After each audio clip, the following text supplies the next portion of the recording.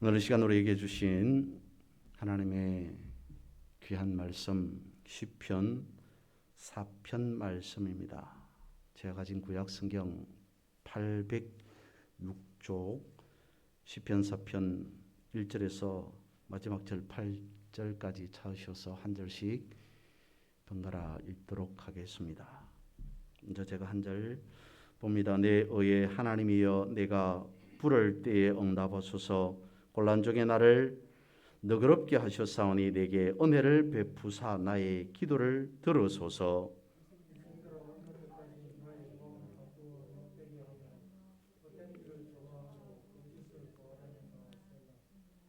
여호와께서 자기를 위하여 경건한 자를 택하신 줄 너희가 알지어다. 내가 그를 부를 때에 여호와께서 들으시리로다.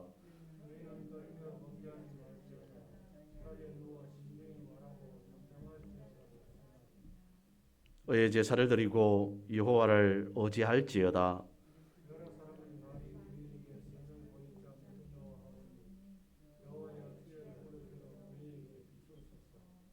주께서 내 마음에 두신 기쁨은 그들의 곡식과 새 포도주가 풍성할 때보다 더하니이다.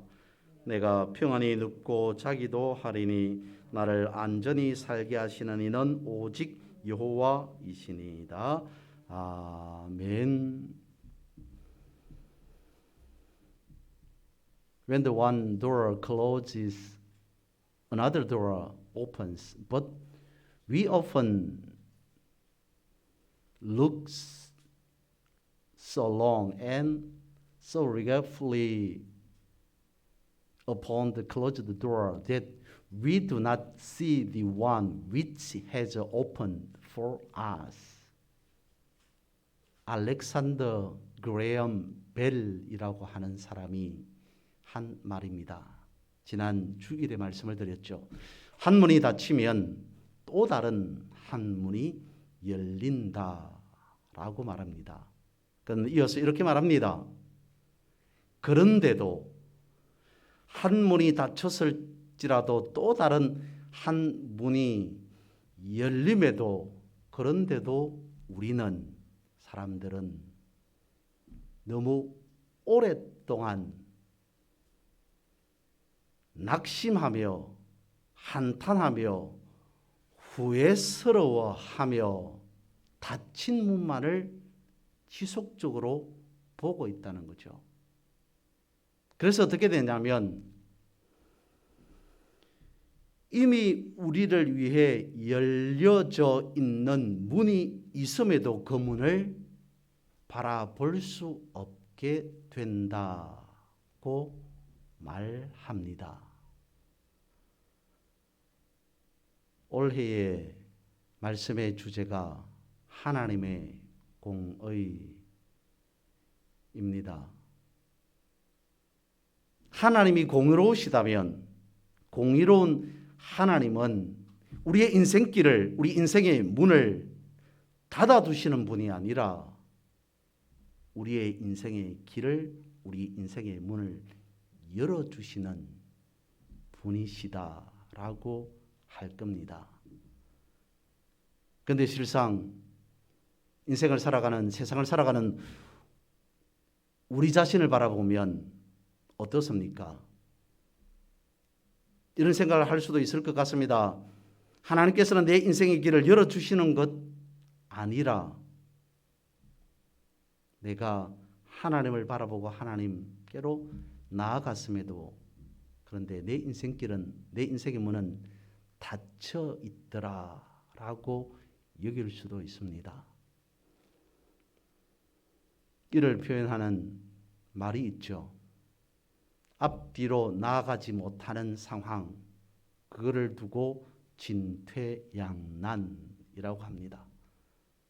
하나님을 바라보고 나아갔지만 앞으로도 뒤로도 나갈 수 없는 그러한 처지, 그러한 상황에 우리가 내몰렸다라고 여길 수도 있을 겁니다. 앞뒤뿐만 아니라 좌우가 막혔다라고 여길 수도 있습니다. 이를 두고 사면초가라고 합니다. 전후 좌우 사방이 다 막혔는데 어떻게 해서 공의의 하나님, 어떻게 해서 하나님은 어려우신가? 어떻게 해서 하나님께서는 우리의 인생의 길을 열어두신단 말인가? 라고 여길 수도 있습니다.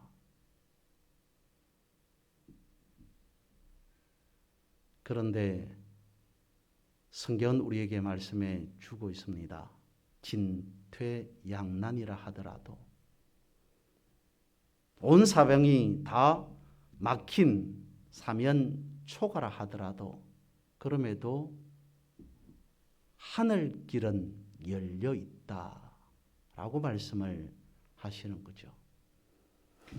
우리가 바라보는 관점에서 앞뒤가 좌우가 막혔다 할지라도, 그럼에도 눈을 들어 하늘을 바라보면 그 하늘은 이미 우리를 위해 예전부터 열려져 있다. 그러므로 하나님은 공의로우시다라고 말할 수밖에 없습니다. 이 성경은 이렇게 말씀해 주고 있습니다. 믿는 자에게는 능치 못할 일이 없느니라. 무엇을 믿고 어떤 것을 믿는 자에게 능치 못할 일이 없다고 말씀하고 있는 걸까요? 사방이 다 막혔을지라도, 내 인생에 온 벽으로 갇혀 있다고 여길지라도, 그럼에도 하늘길은 열려 있다고 믿는 자에겐, 하늘 문은 닫혀진 것이 아니라 열려 있다고 믿는 자에겐 능치 못할 일이 없느니라. 아멘입니다. 그것을 믿는 자에게 주님께서 우리에게 가르쳐 주시는 말씀인 거죠. 오늘 본문의 말씀이 그것을 의미하고 있습니다. 이런 말씀을 묵상할 때마다 저는 믿음의 선진들을 생각하지 않을 수 없습니다. 야곱에 대해서 다시 말씀을 드려봅니다. 그는 천성이 약삭 빠른 사람이었죠. 머리 회전이, 두뇌 회전이 빨랐던 야곱이었지만 그의 좋은 머리로 나쁜 곳으로 사용해 버립니다. 결국은 아버지에게, 형에게 거짓말을 하고 말죠. 그것으로 인해 부모와 같이 살 수 없게 됩니다. 도망자의 신세가 됩니다. 하루아침에 노숙자의 신세가 됩니다. 허벌판에 아무도 없는, 아무도 자신을 도와줄 수 없는 상태, 광야 한복판에 놓입니다. 그는 스스로 생각하죠. 내가 어쩌다가 이런 상황에 내몰리게 되었던가. 자신 스스로 원망스럽습니다. 한탄스러웠을 겁니다. 그래서 차마 하나님께, 하나님 저 좀 긍휼히 여겨 주십시오 라고 기도조차 할 수 없는 그런 상황에 놓였을 때에 허벌판에서, 광야에서 야곱은 잠이 듭니다. 그날 밤 야곱의 희한한 광경이 펼쳐지죠. 하늘에서 내려온 사닥다리가 땅으로 연결되어 있습니다. 하늘에서 땅으로 연결된 그 사다리 가운데에 천사들이 오르락 내리락 하는 그 모습을, 광경을 야곱은 뚜렷이 목격하게 되죠. 무엇을 말해주고 있습니까? 하나님께서 야곱에게 이것을 말씀해 줍니다. 야곱아, 내가 생각할 때 진퇴양난이라 하더라도, 사면초가라 하더라도, 그럼에도 하늘 문은, 하늘길은 열려져 있다. 너를 위해 하늘길은 항상 열려져 있는 상태다 라고 하는 것을 꿈에 그렇게 보여주었던 겁니다. 그리고 수차례 그 이후에도 야곱의 인생에는 큰 고비들이 있습니다. 그때마다 야곱은 어떤 생각을 했을까요? 자신으로 인해 아버지로부터 어머니로부터 가족으로부터 떨어져 나올 수밖에 없었던 신세. 그러나 그 순간에 하늘이 열려져 있다는 것을 안 그때 당시 인생의 구비구비 속에서 그거를 생각하지 않았을까? 나에게 내 인생이 이와 같은 어려움의 곤란의 처지에 놓였을지라도 그런데도 하나님께서는 하늘길이 열려 있음을 나에게 보여주셨지, 알게 하셨지, 가르쳐 주셨지. 지금 이 순간에도 이런 상황에서도 하나님은 나와 함께 하신다. 하늘길은 여전히 열려 있다라고 하는 것을 생각하며 그것을 붙잡으며 야곱은 어려운 고비를 극복할 수 있지 않았을까요? 신약에서는 이것을 더욱더 적극적으로 표현해 주고 있습니다. 복음을 전하던 스데반이 결국 순교하게 됩니다. 무시 많은 사람들의 손에 의해서 순교당하는데 다름 아닌 돌에 맞아 순교하는 그 상황에 놓인 스데반. 육신적으로 생각하면 돌에 맞으니 얼마나 극심한 고통 중에 있었겠습니까? 그런 아픔 속에서 말할 수 없는 고통 속에서 스데반이 눈을 들어서 하늘을 보니 하늘이 열리는 모습을 그가 목도하게 되었다라고 성경은 말씀하고 있습니다. 세상 모든 사방이 다 막혔을지라도 그럼에도 하늘 문은 늘 언제나 열려 있다는 것을 믿는 자에겐 넘지 못할 일이 없느니라 라고 성경은 우리에게 분명히 가르쳐주고 있다는 겁니다. 내 삶에 열린 하늘이라는 책을 쓴 한민택 신부가 있습니다. 그 책 속에 그는 이렇게 쓰고 있습니다. 하나님은 인간의 의지와 상관없는 길을 계획하고 그 길로 우리를 강제로 끌고 가고자 하지 않으십니다. 오히려 당신 자녀들이 자신의 고유한 삶을 찾기를 바라십니다. 하나님은 우리를 지으실 때 각자를 위한 고유한 계획을 갖고 계셨습니다. 그분은 우리와 함께 걸으며 그 계획을 찾고 실현해 가기를 바라십니다. 이 책에서 말하는 것은 이것입니다. 하나님은 우리의 인생길을 열어주시는 분이십니다. 하나님은 나와 함께, 하나님은 우리와 함께 인생길을 설계하여서 우리의 인생길을 함께 개척해 나가시는 분이시다라는 것을 말해주고 있습니다. 그래서 주님도 말씀하셨습니다. 내가 곧 길이요. 내가 길이다. 주님도 우리의 인생길을 열어주시는 분이시다라고 말씀해 주고 있습니다. 사방이 막혔을지라도 그럼에도 하늘 문은 하늘길은 열렸다고 말씀하고 있습니다. 그런 하나님을 성경에서는 공의의 하나님이라고 말씀해 주고 있는 것이죠.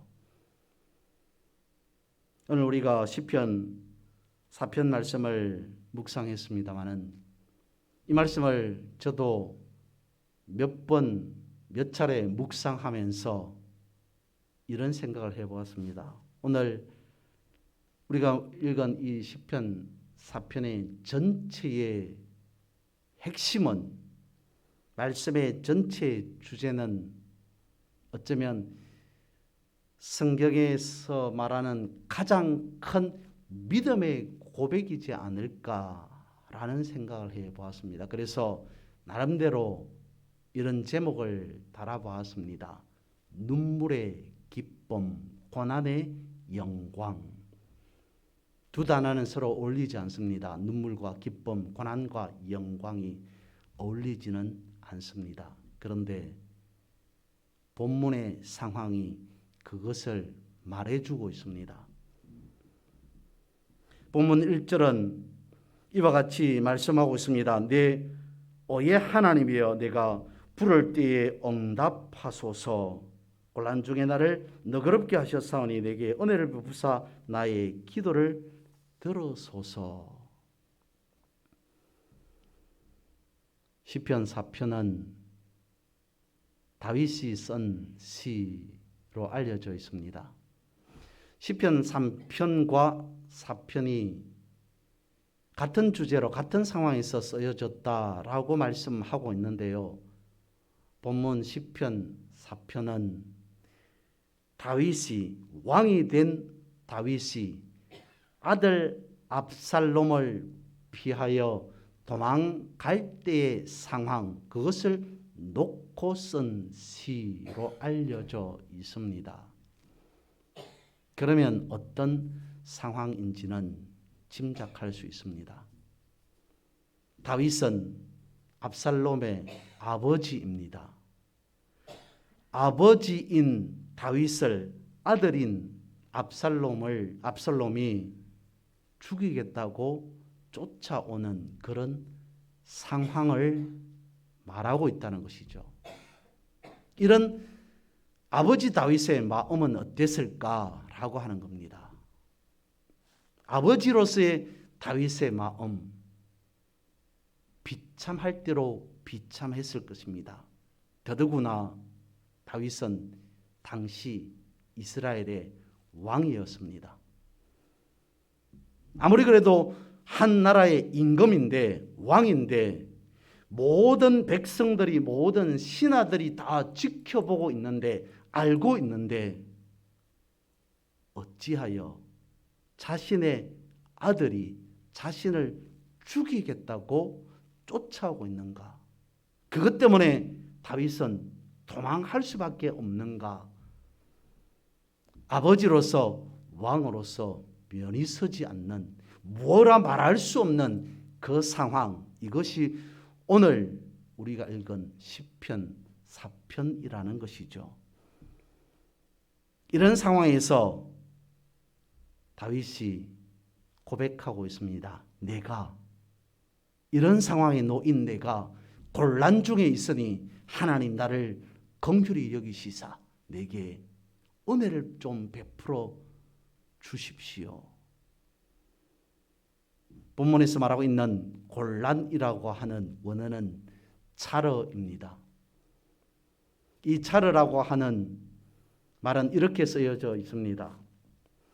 입구가 아주 좁은 함정이라고 하는 말로 풀이되죠. 그러니까 함정이기는 한데 한번 떨어지면 입구가 좁아서 아무리 발버둥 치더라도 나올 수 없는 그런 상황.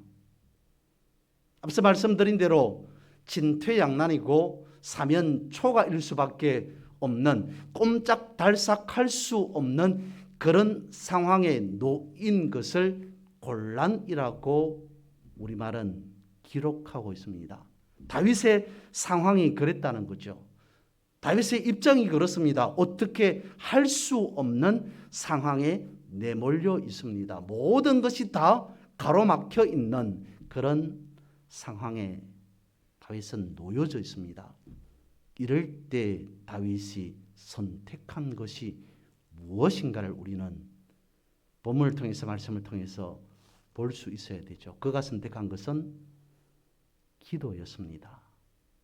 자신의 처해진 상황 속에서 다윗은 다른 것을 선택한 것이 아니라 하나님께 기도를 선택했더라라는 것입니다. 이것은 무엇을 말해주는 것일까요? 아버지로서 왕으로서 있지만 그럼에도 다윗은 할 수 있는 일이 아무것도 없다는 것을 말해주고 있습니다. 그래서 다윗이 선택한 것이 무엇이라고요? 내가 할 수 있는 일이 아니니까, 내가 할 수 있는 일이 없으니까 아무리 발버둥 치더라도 헤어나올 수 없는 그런 함정에 놓였으니, 그러니 하나님께 모든 걸 맡깁니다 라고 하는 그런 의미로 다윗은 하나님 앞에 기도를 하고 있다라는 것이죠. 오늘 본문은 우리에게 이것을 말해주고 있습니다. 그러므로 세상을 의지하지 말라. 그러므로 사람을 의지하지 말라. 그러므로 자녀라고 할지라도, 자식이라 할지라도 믿지 말라 라고 하는 것을 말해줍니다. 5월은 가정의 달이라고 하죠. 얼마 있지 않으면 어버이날이 다가옵니다. 오는 주일이 어버이날입니다. 그렇게 말합니다. 어버이의 은혜는 하예와 같다. 어버이의 은혜는 하늘과 같다라고 합니다. 부모의 마음이라고 하는 것은, 부모의 사랑이라고 하는 것은 하늘과 같다라고 합니다. 그것을 기억하는 달이, 그것을 생각하는 달이 5월달이라고들 하죠. 부모된 다윗의 마음은 어떻겠습니까? 부모는 자식을 그렇게 생각합니다. 자신의 목숨을 바치는 한이 있더라도 그것을 통해서, 그것을 기해서 자녀들에게 줄 수 있는 것이 있다면 자신의 목숨도 아끼지 아니하고 다 주고 싶다라고 생각하시는 분, 그렇게 여기는 분이 부모입니다. 다윗은요, 아버지로서 자신을 죽이겠다고 쫓아오는 아들 압살롬을 보면서 어떤 생각을 했을까요? 차라리 아들이 원하는 그것을 해서라도 아들의 인생길을 열어줄 수 있다면 나는 내 목숨 아끼지 않으리라 라고 여기지 않았을까요? 아버지로서 다윗은 분명히 그런 마음을 가지고 있었을 겁니다. 한 번, 두 번, 아니 10번이라도 아들이 원한다면, 자식이 원한다면 아버지로서의 그런 일들을 나는 감당하리라. 그런데도 다윗이, 아버지인 다윗이 그렇게 하지 못하고 도망간 이유는 무엇일까요? 만약 그렇게 했다면, 그러니까 아들 압살롬이 아버지를 제거하고 자신이 왕이 되도록 다윗이 그것을 허락했다면, 그렇게 하도록 내버려 두었다면 압살롬은 그 이후의 인생에 하나님으로부터 사함받을 수 없는 천하의 대역 죄인이 되고 말죠. 다윗은 그것을 생각한 겁니다. 내 목숨이 아까워서가 아니라 내 목숨은 10번이라도 아들을 위해서 더 바칠 수, 희생할 수 있는데, 만약에 그랬다면, 그렇게 한다면 이 아들의 이후의 인생은 어떻게 되느냐? 하나님 앞에 득죄한 사람으로, 하나님 앞에 범죄한 사람으로 살아갈 수밖에 없지 않느냐? 그것이 아들의 인생을 가로막는 길이기에 차마 그렇게 하지는 못하고 아버지이지만, 왕이지만 도망자의 신세로 살아갈 수밖에 없었던 거죠. 그러면서도 자신의 그런 모습을 바라보는 그러한 상황에 처했다는, 그걸 생각하는 다윗의 마음은 어땠을까요? 내가 하나님 앞에 어떤 죄인이기에, 하나님 앞에 어떤 엄청난 큰 죄를 범했기에 장인 사울 왕으로부터도 도망자의 신세로 도망의 삶을 살 수밖에 없었고, 주변의 많은 사람들로부터, 주변의 신하들로부터 또 도망할 수밖에 없는 그런 신세. 하물며 아들까지 나를 죽이겠다고 찾아오는, 달려오는 그런 신세. 내가 어떻게 하다가 이렇게 되었을까라고 하는 그런 생각을 할 수밖에 없었을 것 같습니다. 이런 상황에서 오늘 본문의 성경이 우리에게 가르쳐 주고자 하는 것은 무엇이겠습니까? 앞서 말씀을 드렸습니다. 사람을 의지하지 말라, 인생을 의지하지 말라, 하물며 자식이라도 믿지 말라. 그것일까요? 거기서 끝나는 것이 아니라 이것을 본문은 말씀해 주고자 하는 것입니다. 그러나 하나님은 배신하지 않는다. 우리의 삶, 우리의 인생 속에서 모든 사람들이 다 우리를 배반한다 할지라도 그럼에도 하나님은 우리를 결코 배신하지 않는다라고 하는 그것을 보여주고 있습니다. 그래서 하나님은 우리의 인생의 길을 막으시는 분이 아니라 하나님은 우리의 인생의 길을 열어주시는 분이시다. 그래서 오늘 본문의 7절은 이와 같이 다윗이 고백하고 있는 것이죠. 주께서 내 마음에 두신 기쁨이라고 말입니다. 본문 7절에 주님께서 나에게 주신 기쁨이라고 하는 의미는 그것입니다. 세상에 어떤 것도 나에게 기쁨이 되지 못했는데, 세상 어떤 것도 나를 다 등지고 배신했는데, 그런 상황에서도 내가 하나님 앞에 나아가니, 그런 상황에서도 하나님을 바라보니 비로소 하나님께서는 나의 기쁨이 되셨다는 것을 내가 알게 되었다. 내가 깨닫게 되었다라는 그것을 말해주고 있습니다. 이를 저는 10계명과 한번 연결해 보았습니다. 두 번째 계명에 그렇게 말씀하고 있습니다. 우리를 위해 우상을 두지 말라. 새긴 우상을 잊게 하지 말라라고 말씀을 하고 있습니다. 우상이 무엇이겠습니까? 제 이 계명을 그렇게 생각해 보았습니다.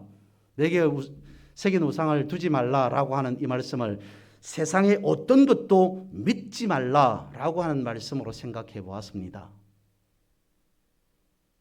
그것이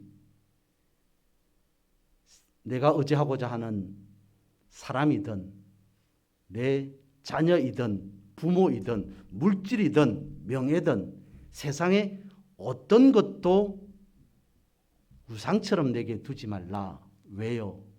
그렇게 믿고 믿었지만 결국은 그렇게 믿는 세상적인 모든 것들로부터 너는 배신당할 수도 있으니까. 그래서 10계명 1절은 이와 같이 말씀하고 있죠. 나 외에 다른 신을 내게 두지 말라라고 말씀을 하고 있습니다. 세상의 모든 사람들이 다 너를 배신할 수도 있다. 세상에 잡다한 모든 신들 또한 그런 인생을 배신할 수도 있다. 그러나 하나님 한 분만큼은 결단코 배신하지 않는다. 그러므로 나 외엔, 하나님 외엔 결코 다른 신을 내게 두어서는 안 된다라고 하는 그 말씀을 하고 있다고 여겼습니다. 오늘 본문을 통해서 생각해 볼 수 있는 것은 이것입니다. 하나님 외에 다윗에겐 또 다른 기쁨이 없구나.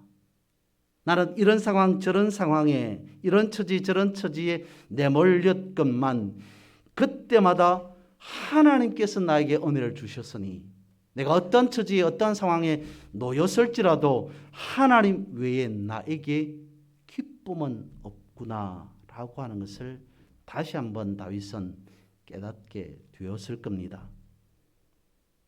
성경 말씀하고 있습니다. 하나님은 우리의 인생의 길에 생명의 길이 되신다. 그 생명의 길 대신 하나님께서 우리의 인생길을 열어두신다. 하늘길이 열렸음을 깨달은 다윗이 하나님 앞에 간절히 기도합니다. 뭐라고요? 5절에 어의 제사를 드리고 여호와를 의지할지어다.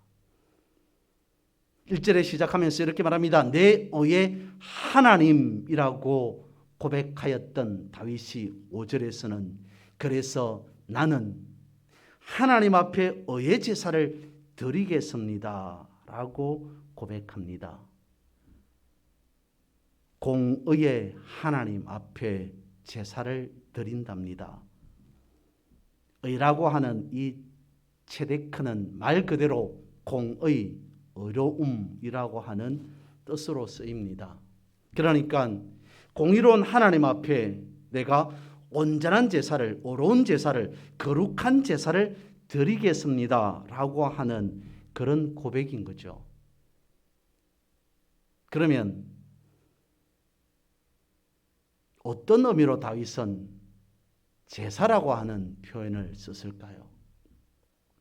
상황을 생각해 보면 이렇게 짐작할 수 있을 것 같습니다. 제사라고 하는 것은 구약 시대에 살아가면서 하나님 앞에 잘못한 것이 있을 때, 하나님 앞에 범죄한 일이 있을 때 그것을 사해 달라는 의미로 희생 제물과 함께 드리는 것이 제사였습니다. 이 희생 제물을 받으시고 헌명하시고 하나님 내 죄를 사해 주십시오, 용서해 주십시오 라고 하는 것이 구약의 제사였습니다. 그러면 이런 상황에 놓인 다윗이 생각한 제사는 무엇이겠습니까? 이런 것일 수 있다는 것이죠. 내가, 아버지인 내가 아들을 대신해서 희생 제물이 될 수 있다면 나 그렇게 하기를 원합니다. 왜요? 다윗은 아버지이기 때문에. 그래서 아마 그렇게 표현할 걸까요? 내 마음에 두신 기쁨, 그러니까 내 아들의 길을 열어둘 수 있다면, 내 아들을 위해서 내가 대신 희생 제물이 될 수 있다면 그것을 가지고 나는 내 인생의 기쁨으로 여기겠습니다. 내 아들이 내가 희생 제물이 되어서 하나님 앞에 범죄하지 아니하고 득죄하지 아니하고 용서함 받을 수 있다면 나는 그렇게 하고 싶습니다 라고 하는 그런 측면은 없었을까요? 그래서 생각해 본 것이 눈물의 기쁨, 고난의 영광이라고 말씀을 드렸습니다. 다윗이 그렇게 함으로 아들이 용서받을 수 있다면 그것은 아버지로서의 책임을, 아버지로서의 의무를 다 감당하는 것이다. 그렇다면 나는 그러겠다, 다윗은 그러겠다라고 하나님 앞에 호소한 것이 아니었겠냐는 거죠. 왜 그렇다고요? 아버지이기 때문에. 그러면 아버지는 어떤 분이십니까? 돌아온 탕자라고 하는, 우리가 그렇게 부르는 주님의 예화 속에서, 말씀 속에서 아버지가 과연 누구인가라고 하는 것을 확실하게 알 수 있습니다. 아들은 그랬습니다. 아버지의 재산이지만 내 재산이기도 하다. 그러니 아버지 내 몫을 주십시오 라고 하면서 아버지의 재산을 가지고 집을 나가버립니다. 아버지는 기대했을 거예요.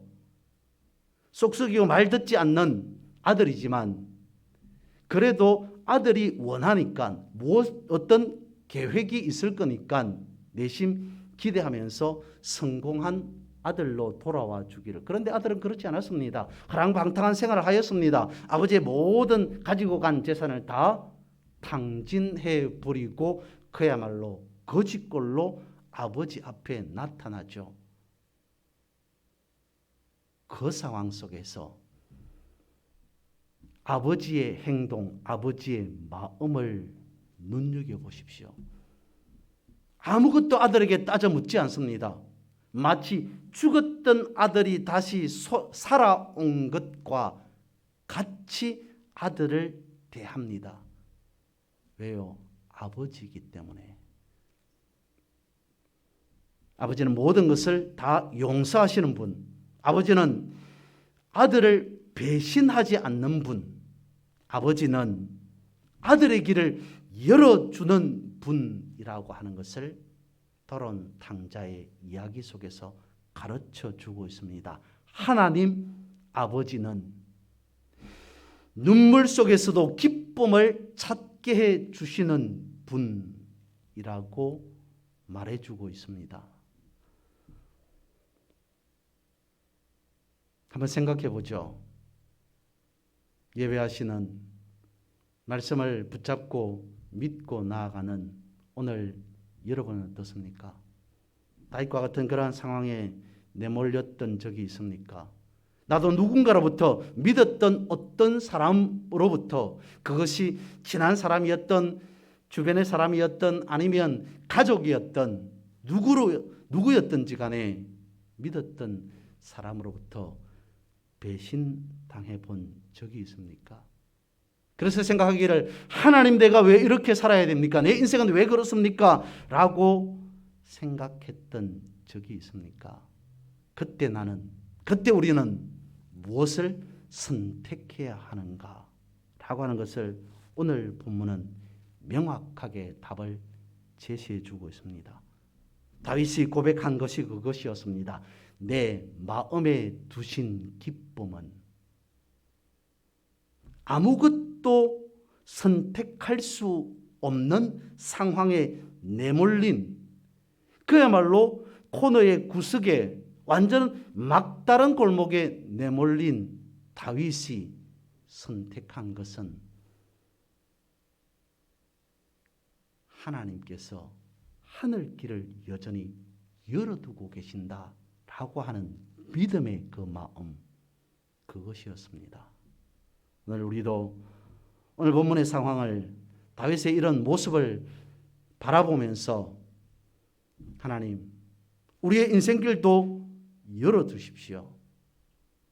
내 사방이 막혔다 할지라도 여전히 하늘길이 열려 있음을 깨닫고 하늘이 열려 있음을 믿는 나에게 모든 것이 다 가능하도록 주님 인도해 주십시오. 고백하고 다짐하여서 그런 삶을 누리고 살아가는 그런 우리 모두 여러분 되시기를 주님의 이름으로 축복합니다.